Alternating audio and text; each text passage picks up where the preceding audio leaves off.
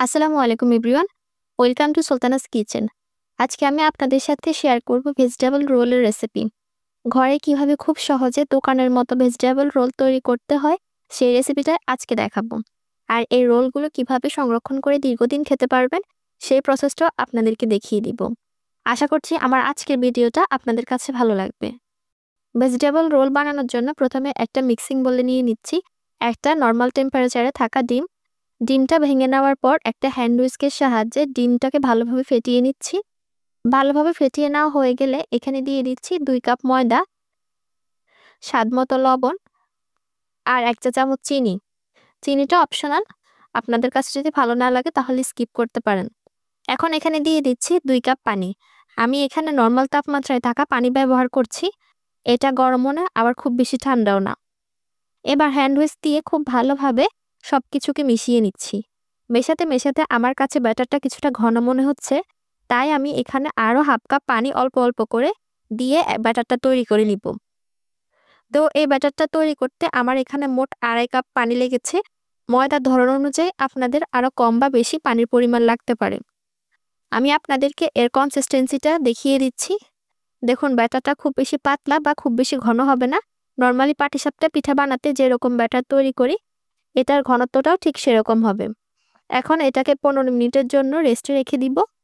এবার চুলায় আমি একটা প্যান বসিয়ে এর মধ্যে দিয়ে দিচ্ছি 3 টেবিল চামচ সয়াবিন তেল, সাথে দিয়ে দিচ্ছি একটা মিডিয়াম সাইজের পেঁয়াজ কুচি।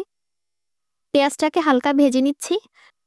তারপর এখানে আরও অ্যাড করে দিচ্ছি 2 চা চামচ রসুন বাটা। রসুন বাটার কাঁচা গন্ধ উঠে যাওয়া পর্যন্ত এটাকে ভেজে নিব। তারপর এখানে দিয়ে দিচ্ছি 1 কাপ আলু কুচি, হাফ কাপ দিয়ে দিচ্ছি গাজর কুচি। আলু আর গাজরটাকে তেলের মধ্যে 1 মিনিটের মতো ভেজে নিব। তারপর এখানে 2 কাপ বাঁধাকপি কুচি দিয়ে দিচ্ছি আর সাথে দিয়ে দিচ্ছি স্বাদমতো লবণ, হাফ চা চামচ হলুদের গুঁড়া, 1 চা চামচ লাল মরিচের গুঁড়া, 1 চা চামচ জিরা গুঁড়া। এবার মশলাগুলোকে ভালোভাবে সবজির সাথে নেড়েচেড়ে মিশিয়ে নিব। আর এটা মেশাতে মেশাতেই দেখবেন সবজি থেকে বেশ কিছুটা পানি ছেড়ে দিয়েছে। আর সবজির এই পানিটা দিয়েই আমি আজকে সবজিগুলোকে সেদ্ধ করে নিব। তাই ঢাকনা দিয়ে ঢেকে লো হিটে এগুলোকে রান্না করে নিব যতক্ষণ না পর্যন্ত সবজিটা মোটামুটি সিদ্ধ হয়ে আসে। প্রায় 10 মিনিট পর সবজিগুলো মোটামুটি সিদ্ধ হয়ে গেছে। এবার এখানে দিয়ে দিচ্ছি সামান্য পেঁয়াজ পাতা কুচি। বাসায় ছিল তাই দিয়েছি, না থাকলে না দিলেও চলবে। এবার একটা বাটিতে নিয়ে নিচ্ছি 1 চা চামচ কর্নফ্লাওয়ার আর সামান্য একটু পানি। আপনাদের হাতের কাছে যদি কর্নফ্লাওয়ার না থাকে তাহলে এখানে আটাও দিতে পারেন। তারপর এটাকে ভালোভাবে মিশিয়ে সবজির মধ্যে দিয়ে দিচ্ছি। কর্নফ্লাওয়ারের মিশ্রণটা দেওয়ার কারণে সবজির মধ্যে একটা ক্রিমি ভাব আসবে আর সেজন্য রোলটা খেতে আরও বেশি ভালো লাগবে। সবশেষে কিছুটা ধনেপাতা কুচি দিয়ে নেড়েচেড়ে মিশিয়ে নিচ্ছি। বাস আমাদের সবজির মিশ্রণটা এখন তৈরি।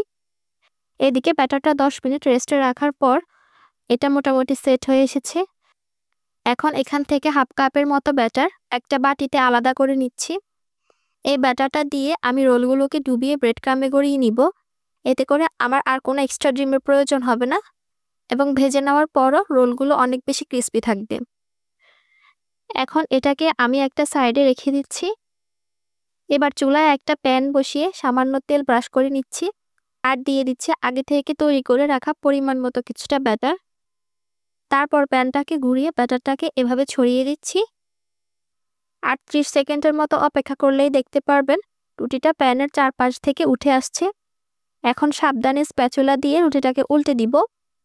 এই কাজটা একটু সাবধানে করতে হবে, না হলে শীটটা ছিঁড়ে যেতে পারে। 2 পাশটা এভাবে হালকা করে সেঁকে নেওয়ার পর শীটটা তৈরি হয়ে গেছে। একইভাবে আমি সবগুলো শীট তৈরি করে নিয়েছি। আমি আপনাদেরকে দেখিয়ে দিচ্ছি শীটগুলো কতটা পাতলা এবং পারফেক্ট হয়েছে। এখন একটা বাটিতে আমি 2 টেবিল চামচের মতো ময়দা নিয়ে নিচ্ছি আর অল্প অল্প করে পানি দিয়ে একটা আঠালো টাইপের মিশ্রণ তৈরি করে নিব। আমি যখন রোলগুলো বানাবো তখন ওইটা সিল করার জন্য আমি এই মিশ্রণটা আগে থেকে তৈরি করে নিয়েছি। এবার একটা শীট নিয়ে নিচ্ছি ভেজিটেবল রোলগুলো বানানোর জন্য। তারপর এর এক সাইডে কিছুটা সবজির পুর দিয়ে দিচ্ছি। চেষ্টা করবেন বেশি করে দেওয়ার জন্য, তাহলে খেতে বেশি ভালো লাগবে। এবার এর 2 সাইডে কিছুটা ময়দার মিশ্রণ লাগিয়ে নিচ্ছি। এতে করে রোলটা সাইড থেকে খুলে যাওয়ার কোনো রকম সম্ভাবনা থাকবে না। এবার আমি রোলটাকে ভাঁজ করে নিব। প্রথমে দুটো সাইড উঠিয়ে দিলাম, এবার এটাকে ফোল্ড করে রোলের মতো শেপ দিয়ে নিব। আর সামনের দিকটাতেও কিছুটা ময়দার মিশ্রণ লাগিয়ে নিচ্ছি, যাতে করে এটা সামনের দিক থেকেও খুব ভালোভাবে আটকে যায়। আপনার স্ক্রিনে দেখে নিশ্চয়ই বুঝতে পারছেন আমি কাজটা কিভাবে করছি।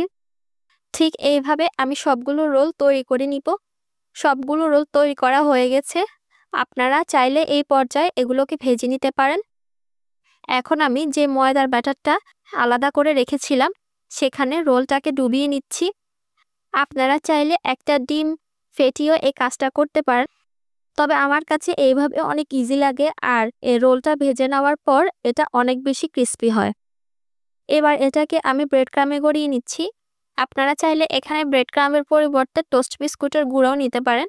ঠিক সেম প্রসেস ফলো করে আমি সবগুলো রোল কোট করে নিচ্ছি। যারা সংরক্ষণ করতে চান তারা এই পর্যায়ে রোলগুলোকে সংরক্ষণ করে রাখতে পারেন। সংরক্ষণ করার জন্য এরকম একটা ছড়ানো বোর্ডের মধ্যে রোলগুলো নিয়ে নিব, যেন একটার সাথে একটা লেগে না থাকে সেদিকে খেয়াল রাখতে হবে। তারপর এভাবে করে রোলগুলোকে ডিপ ফ্রিজে 1 ঘন্টার জন্য রেখে দিব। 1 ঘন্টা পর এগুলো যখন কিছুটা শক্ত হয়ে যাবে তখন এরকম একটা বক্সে এভাবে নিয়ে ডিপ ফ্রিজে রেখে দিব। এই প্রসেসে 3 মাসের মতো আপনার রোলগুলো ভালো থাকবে।